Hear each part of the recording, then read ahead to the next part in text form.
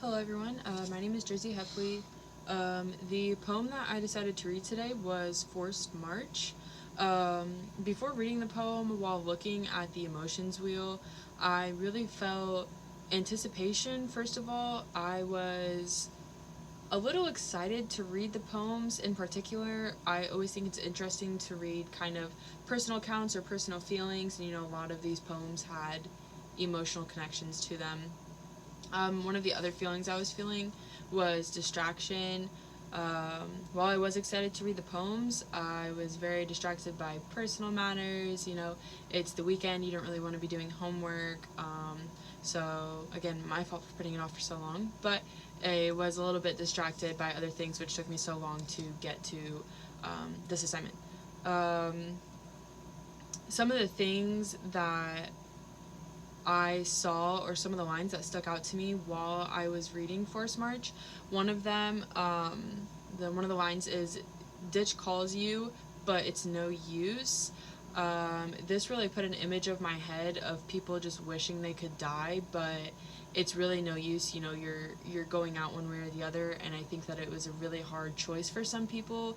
Um, to have to decide one way or the other, or do you do it yourself, or do you just, let the Nazis do it for you? Um, that really upset me and put a really dark image in my head, um, because obviously nobody wants to imagine that or have to be faced with that kind of situation. Another one of the lines that stuck out to me was, it says, "There's still home to go back to, if only there was."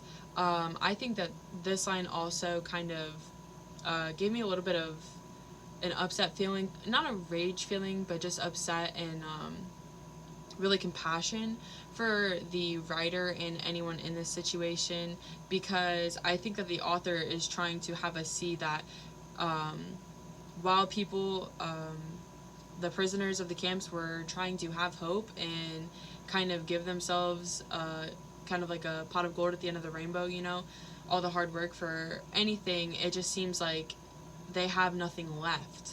So while they're saying, there's still home to go back to, there's no home anymore.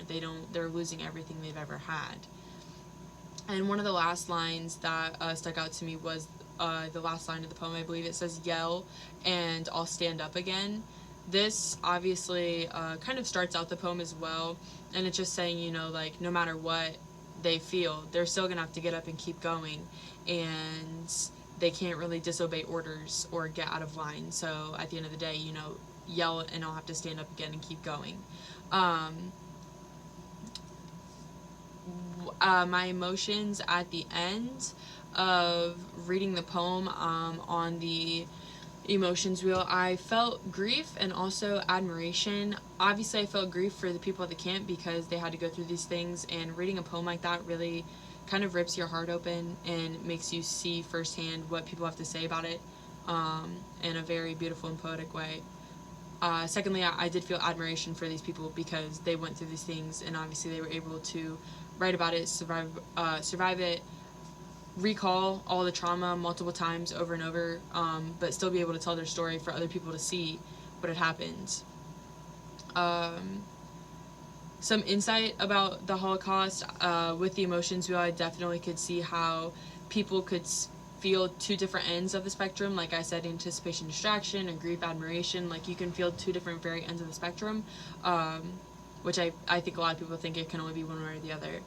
And I think appreciation for this, like I've said before, I showed a lot of appreciation for the person who wrote this, as well as anyone at the camps who were suffering like this every single day, because obviously it wasn't only one person going through this pain, and all these troubles every single day. It was millions and millions and millions of people.